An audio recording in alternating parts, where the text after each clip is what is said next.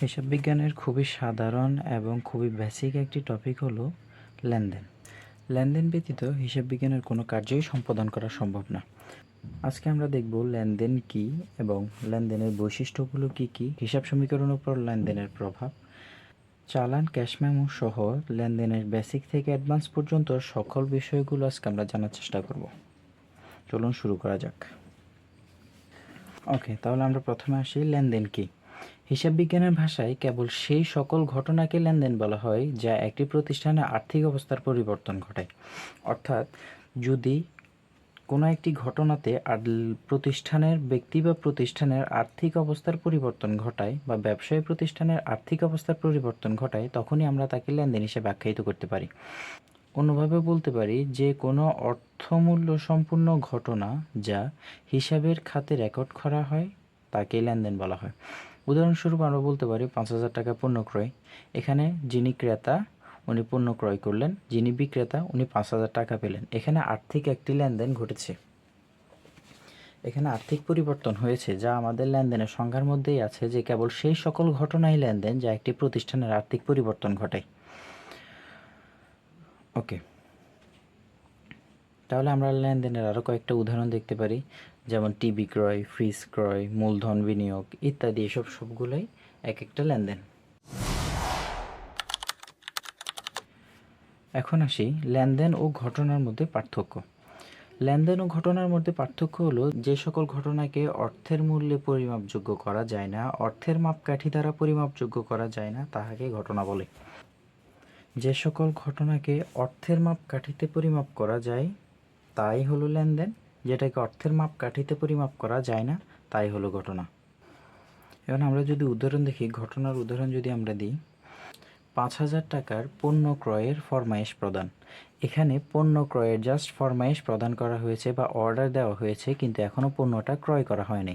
যেহেতু ক্রয় করা হয়নি, সো আর অর্থের কোনো পরিবর্তন ঘটে নাই, ব্যবসায়ী বা ব্যক্তির আর্থিক কোনো পরিবর্তন ঘটে নাই, ফলে এটি কোনো লেনদেন হিসেবে গণ্য হবে না, এটি একটি ঘটনা মাত্র। যখন 5,000 টাকার পণ্য ক্রয় করা হবে তখন এটা আর্থিক পরিবর্তন ঘটবে, অর্থের মূল্যে পরিমাপযোগ্য হবে, তখন এটাকে আমরা লেনদেন বলে আখ্যায়িত করতে পারবো। আমরা একটি নোট হিসেবে বলতে পারি সকল লেনদেনই ঘটনা, কিন্তু সকল ঘটনাই লেনদেন নয়। এখন আমরা দেখি লেনদেনের বৈশিষ্ট্য। কোনো ঘটনাতে সাধারণত 3টি বৈশিষ্ট্য পাওয়া গেলে আমরা সেটাকে লেনদেন বলে আখ্যায়িত করতে পারি। অর্থের মাপকাঠি, এই অর্থের মাপকাঠির মাধ্যমে আমরা বুঝি অবশ্যই অর্থের অঙ্কের পরিমাপযোগ্য হতে হবে। কোনো একটি ঘটনার লেনদেন হওয়ার জন্য এটি অবশ্যই অর্থের অঙ্কে পরিমাপযোগ্য হতে হবে। 2, আর্থিক অবস্থার পরিবর্তন। কোনো একটি প্রতিষ্ঠানের লেনদেনের মাধ্যমে যদি সম্পদ বৃদ্ধি বা হ্রাস না পায়, বা দায় বৃদ্ধি বা হ্রাস না পায়, বা মালিকানার স্বত্ব বৃদ্ধি বা যদি হ্রাস না পায়, তাহলে সেটাকে আমরা লেনদেন হিসেবে আখ্যায়িত করতে পারি না। কোনো একটি ঘটনা লেনদেন হওয়ার জন্য অবশ্যই ব্যক্তি বা প্রতিষ্ঠানের সম্পদ, দায়, মালিকানা সত্ত্বার পরিবর্তন হতে হবে। লেনদেনের একটি অপরিহার্য বৈশিষ্ট্য হলো দ্বৈত সত্তা। দ্বৈত সত্তা মানে হলো দুটি পক্ষ। প্রতিটি লেনদেন সংগঠিত হওয়ার জন্য দুটি পক্ষ থাকা আবশ্যক। একটি হলো দাতা, আরেকটি হলো গ্রহীতা। দাতা মানে হলো যিনি দিবেন এবং গ্রহীতা হলো যিনি গ্রহণ করবেন। এখানে এই দুইটি পক্ষকে আমরা সাধারণত ডেবিট এবং ক্রেডিট নামেও চিনি। সো লেনদেনের একটি অপরিহার্য বৈশিষ্ট্য আমরা পেলাম দ্বৈত সত্তা। লেনদেনের একদম সর্বনিম্ন হলেও দুটি পক্ষ থাকা জরুরি, যে একটি পক্ষ দাতা, গ্রহীতা অথবা ডেবিট অথবা ক্রেডিট। এবার আমরা আসি হিসাব সমীকরণ। হিসাব সমীকরণ কি? ব্যবসায়ী সম্পদ, দায়, মালিকানা সত্ত্বের মধ্যে যে সম্পর্ক তাকে হিসাব সমীকরণ বলে। অর্থাৎ একটি ব্যবসায়ীর সম্পদ এবং দায় এবং মালিকানা সত্ত্বের যে সম্পর্ক, মালিকানা সত্ত্বের যে সম্পর্ক, তাকেই বলা হয় হিসাব সমীকরণ। হিসাব সমীকরণের একটি সূত্র হলো, হিসাব সমীকরণের একটি সূত্র যদি আমরা দেখি, সম্পদ সমান দায় যোগ মালিকানা সত্ত্ব। সম্পদ সমান দায় যোগ মালিকানা সত্ত্ব। এবারে যদি আমরা আসি সম্পদ কী জিনিস, ব্যবসায় মালিকানাধীন অর্থমূল্য সম্পূর্ণ জিনিসকে সম্পদ বলা হয়। ব্যবসায়ের মালিকানাধীন অর্থাৎ নগদ টাকা, আসবাবপত্র, জমি ইত্যাদি এই সকল মালিকানাধীন অর্থমূল্য সম্পূর্ণ জিনিসকে আমরা সম্পদ বলতে পারি। এবার যদি আমরা বলি দায় কি, ব্যবসায়ের যে সকল ঋণ বা পরিশোধযোগ্য বাধ্যবাধকতা আছে তাকেই দায় বলে। অর্থাৎ যখন কোনো একজন মানুষ আমার ব্যবসায় থেকে টাকা পাবে, বা অর্থাৎ কোনো ব্যাংক আমার ব্যবসা থেকে টাকা পাবে, বা যাকে আমি টাকা পরিশোধ করতে বাধ্য, তাই দায়, এরকম হিসাবকেই দায় বলা হয়।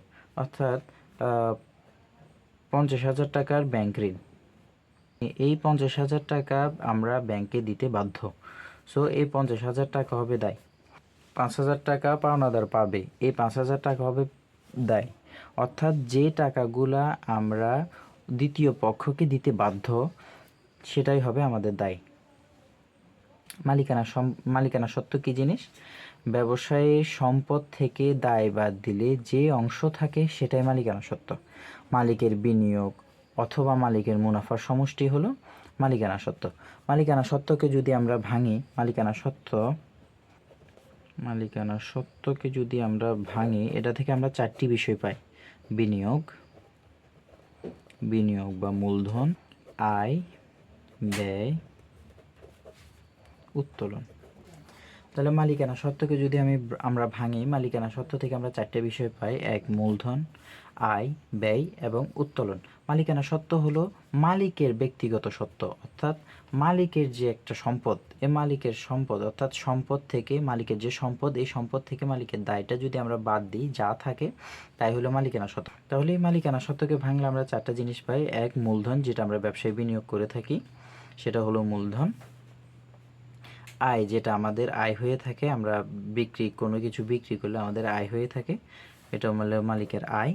এবং মালিকের ব্যয় এবং মালিকের উত্তোলন, ব্যবসায় থেকে কোনো কিছু উত্তোলন করলে সেটা হয়, ব্যবসায় থেকে কোনো কিছু নিলে সেটা হয় উত্তোলন। মালিক যদি কোনো কিছু নেয় তাহলে সেটা হলো উত্তোলন, ব্যবসায় থেকে তুলে নিলে সেটা হবে উত্তোলন। ব্যয়, ব্যবসায়ের কাজে যদি আমরা খরচ করি সেটা হবে ব্যয়। ব্যবসায় থেকে যদি আমরা আয় করি তাহলে সেটা হবে আমাদের আয়, রেভিনিউ। তাহলে মালিকানা সত্ত্বকে আমরা ভেঙে 4টে জিনিস পেলাম: মূলধন, আয়, ব্যয় এবং উত্তোলন। এই যে সম্পদ সমান দায় যোগ মালিকানা সত্ত্ব, এটাকে বলা হয় হিসাব সমীকরণ। এটাকে আমরা ইংরেজিতে লিখে থাকি A সমান L প্লাস ওই। এতে অ্যাসেট সম্পদ, L liabilities and owner security মানে মালিকানা সত্ত্ব। এই হলো লেনদেনের বেসিক জিনিস। এরপরে আমরা আস্তে আস্তে লেনদেনের অ্যাডভান্স জিনিসগুলো আস্তে আস্তে অঙ্ক করতে করতে আমাদের এই জিনিসগুলো চলে আসবে। অঙ্ক করতে করতে আমাদের কয়েকটা জিনিস আমরা আরও পাবো, সেটা হলো চালান, ক্যাশ মেমো।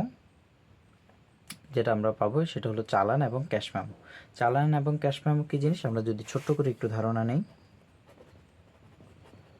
চালান জিনিসটা কি? লেনদেনের প্রমাণস্বরূপ দলিলকেই চালান বলা হয়। অর্থাৎ আমরা চালান সচরাচর দেখি যে আমরা যখন কোনো কিছু ক্রয় করি তখন আমাদের ক্রয়ের যে একটা রসিদ দেয়, এটা হলো চালান।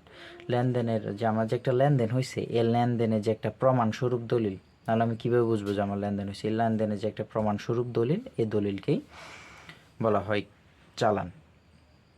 আরেকটা আছে ক্যাশ মেমো। ক্যাশ মেমো যখন পণ্য নগদ ক্রয় বিক্রয়ের প্রমাণপত্রকে ক্যাশ মেমো বলা হয়।